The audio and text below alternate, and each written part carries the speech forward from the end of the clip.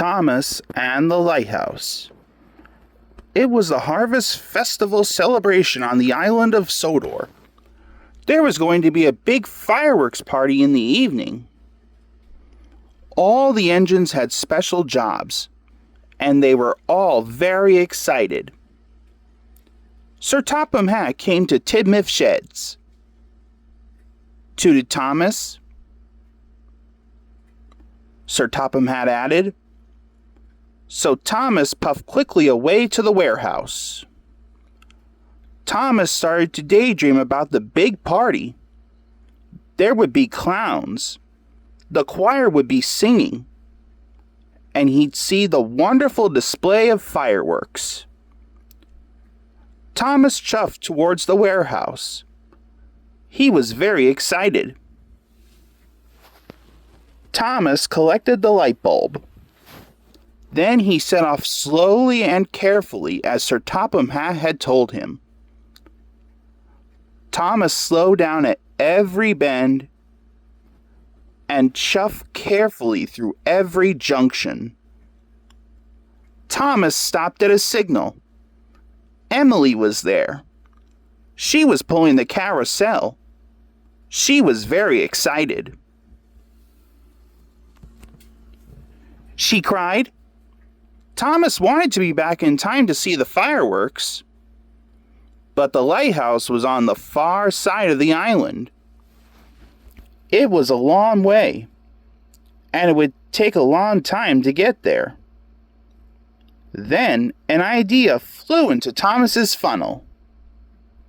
He chuffed, and so Thomas speeded up just a little. Thomas puffed along. He saw James at the water tower. James had wagons and wagons and wagons of fireworks. James whistled happily. Now Thomas wanted to see the fireworks even more.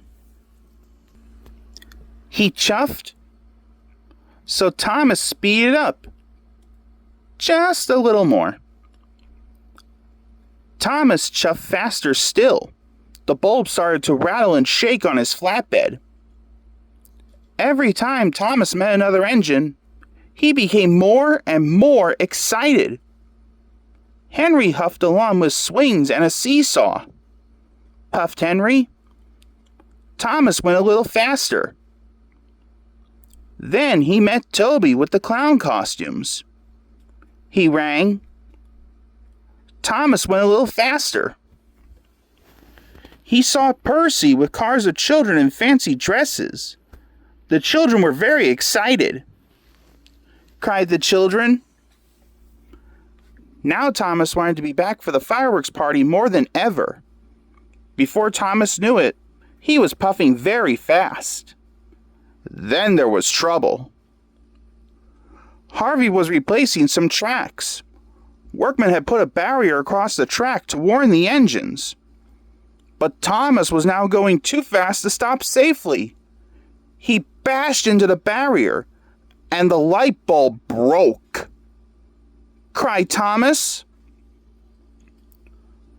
Thomas puffed quickly back to the warehouse to collect a new light bulb. He knew now he would be too late to see the fireworks. Thomas had to stop at a signal. Edward was waiting. He was excited. He tooted. But all Thomas could think about was getting the new light bulb.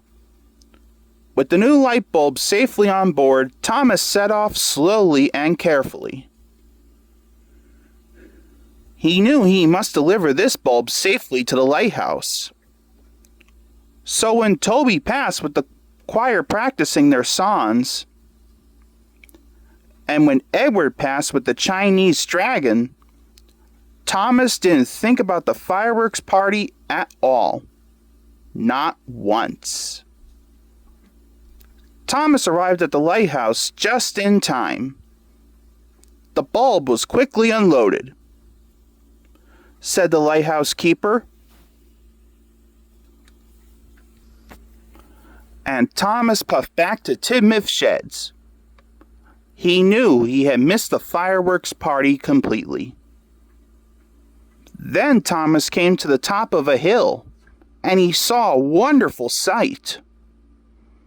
The lighthouse beamed brightly. The ship's lights twinkled in the harbor, and the sea reflected the stars.